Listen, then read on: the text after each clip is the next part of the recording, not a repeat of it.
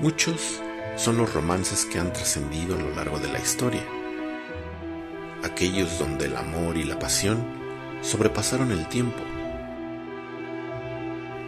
Romeo y Julieta, París y Helena de Troya, Diego y Frida, Bonnie y Clyde, Octavio y Susana, o Jack y Rose, solo por mencionar algunos. Pero, ¿por qué el amor entre dos personas puede rebasar la barrera del tiempo? ¿La desgracia? ¿Lo prohibido? ¿La pasión? Hay otras historias no tan conocidas que, literalmente, quedaron sepultadas bajo piedra y lodo. Historias que nadie debía saber, incluso que no debieron existir. Aún así, el amor entre sus protagonistas sucedió.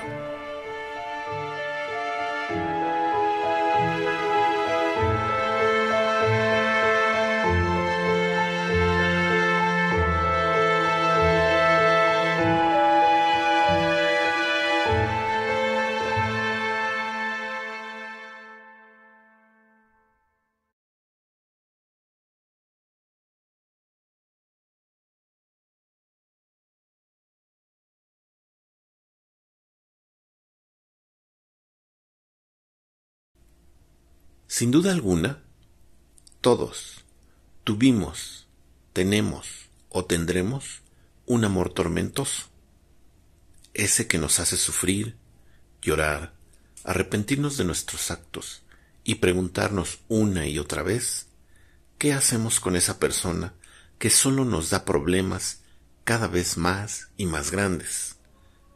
Desafortunadamente, esto podría parecer una ley de vida. Las causas de estos amores pueden ser muchas. Una mala elección, falta de autoestima, miedo a la soledad, aferrarse a algo que no podemos tener, o hasta la falta de experiencia en las relaciones personales.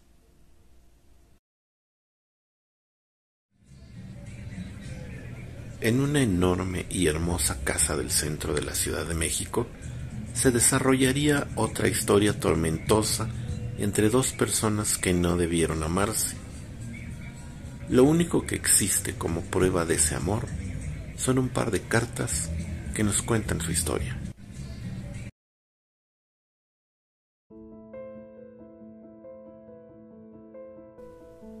Mientras se realizaban algunos trabajos de remodelación, se encontraron dos cartas ocultas en una pared. Al caer una parte del aplanado, se encontró un hueco formado en los ladrillos. Estaban cubiertas con un trapo o pañuelo color blanco y con algunas flores bordadas. Los trabajadores que realizaban la reparación las entregaron a los responsables del sitio. Ninguna de ellas tiene fecha, lugar o datos que nos den un poco más de contexto o que nos ayuden a ubicar temporalmente los hechos dentro de la historia de la casa. Lo único que sabemos es que fueron encontradas en una habitación del primer piso, específicamente la habitación que tiene el tercer balcón a la derecha sobre la calle de República del Salvador. Por el lenguaje utilizado en ellas, las cartas datan del primer tercio del siglo XX. En este periodo, la casa sirvió como curtiduría, convento, escuela y casa de señoritas. Las fechas exactas de estas etapas tampoco se encuentran claras dentro de los datos históricos de la casa. Asimismo, las cartas no contienen datos que pudieran indicar cuál fue escrita primero, si una es la respuesta de la otra, si fueron escritas en este lugar, o si llegaron ahí como parte de alguna mudanza desde otro sitio. Lo que sí nos dicen son los nombres de los protagonistas, María de García y el infeliz de Briceño. Ambas misivas fueron hechas en letra manuscrita, con tinta negra, y tienen las florituras características de la escritura de la época. La primera carta, la de María, está escrita con la hoja vertical y doblada en 8 partes iguales. La otra, la del infeliz de Briceño, está dividida en 2 partes. La primera hoja está escrita en horizontal y doblada en 16 segmentos. Y la segunda hoja, aunque también está dividida en 16avos, tiene 3 dobleces más. Los 2 primeros en forma de cruz en diagonal a lo largo de la hoja, y el tercero la atraviesa verticalmente por lo ancho. Estos últimos 3 dobleces pudieran sugerir que el papel quiso ser doblado en forma de avión o barco. Claro que esto es una mera conjetura. Lo más interesante de las cartas es la inquietante historia de amor que nos cuentan.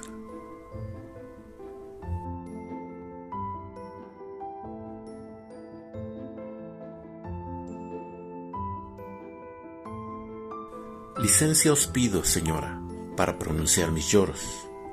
Escucha, bella homicida, hermosa, estrella de Venus, aún infeliz, desterrado, que por quererte se ha visto abatido de cuidados.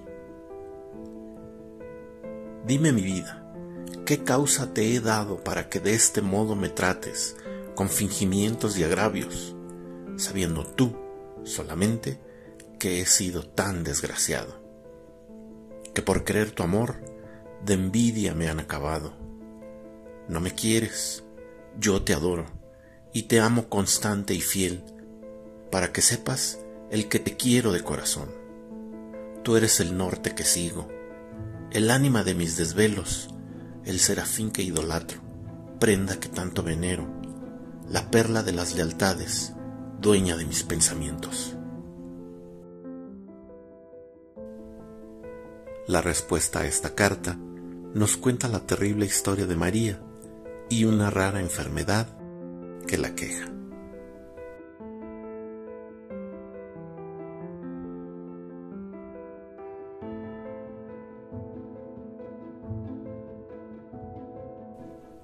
Aquí, mi señor, habiéndome mi comadre dado recado de su eminencia, así me prometo el que su eminencia no experimentará en mi deshonra ni cautela alguna, aunque me cueste la vida, siendo tanta la pasión mía que hasta la comida me sirve de agravio, que solo aseguro el ilustrísimo el estar muriendo a pausas, que aunque me agravan la conciencia, y yo conozco el pecado mortal que cometo por matarme yo misma. En el mes de junio, hace un año que empecé a estar mala, y desde el día 9 de marzo, estarme herida en sangre y juntamente evacuaciones y calenturas y otros varios accidentes que me han acaecido, quedo falta de vista y oído, y está presente un dolor en que me coge desde la boca del estómago hasta abajo, el que no me deja mi respiración, del cual dice el médico ser nacido de la misma flaqueza que me asiste. Como estoy hecha esqueleto, y me alegraré que se satisfaga el ilustrísimo con su visita, y al mismo tiempo informaré al ilustrísimo todos mis pasajes, para que la gran capacidad del ilustrísimo reconozca si con razón debo quitarme la vida.